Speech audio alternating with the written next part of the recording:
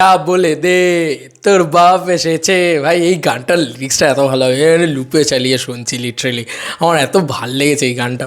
যাই হোক, যেটা প্রথমত বলবো সেটা হচ্ছে এই ভিডিওর ভিতরে আমরা আলোচনা করব দেব দা ডিরেক্টরকে নিয়ে। ইয়েস, সুপারস্টার দেব আমরা আলোচনা করেছি, এই মানুষটাকে নিয়ে মাস কামব্যাক করছে সেটা নিয়ে আলোচনা করেছি, কিন্তু আমরা সবাই হয়তো ভুলে যাচ্ছি যে খাদানে দেব দা ডিরেক্টর আছে। ইয়েস, মানে দেবদা আমাদের দেবদা ডিরেক্টর পজিশানে বসতে চলেছে।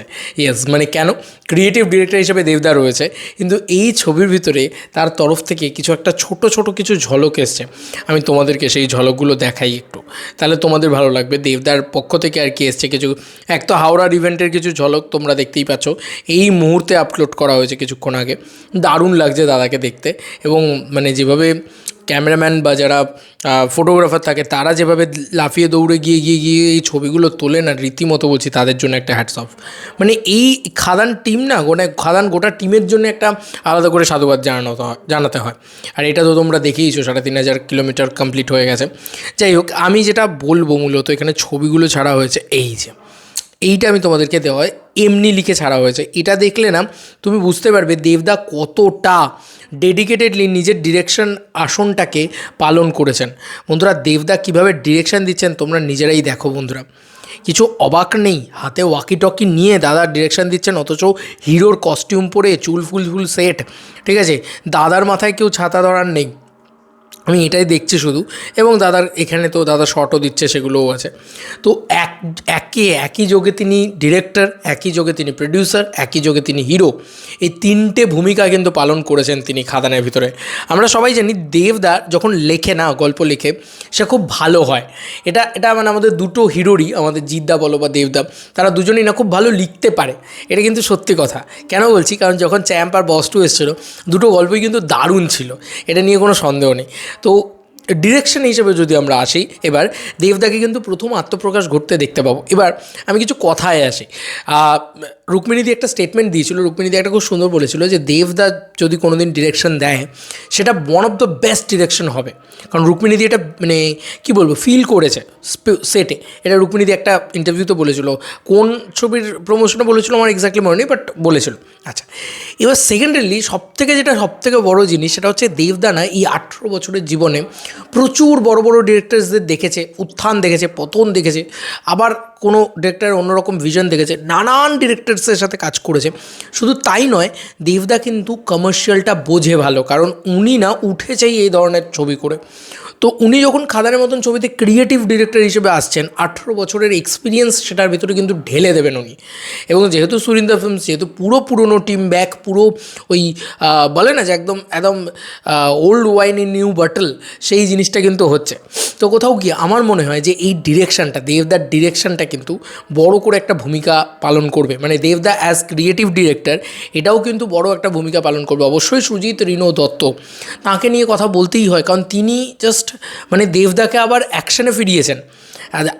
দাদা কালকে হাওড়ার ইভেন্টটাতেই বলছিল সুজিতদাকে কাছে টেনে এনে যে সুজিত যদি আমার জীবনে না আসতো তাহলে মানে আমার মানে এটা সত্যি কথা, এটা বলছিল যে আমার ফ্যামিলি নিয়েই হয়তো ব্যস্ত থাকতে হতো আমাকে, আমার মানে অ্যাকশানে আর ফেরা হতো না, ফ্যামিলি নিয়ে ব্যস্ত আছি বলে কী ভাবেছে অ্যাকশানটা ভুলে গেছি, ওটা আমারই কাজ।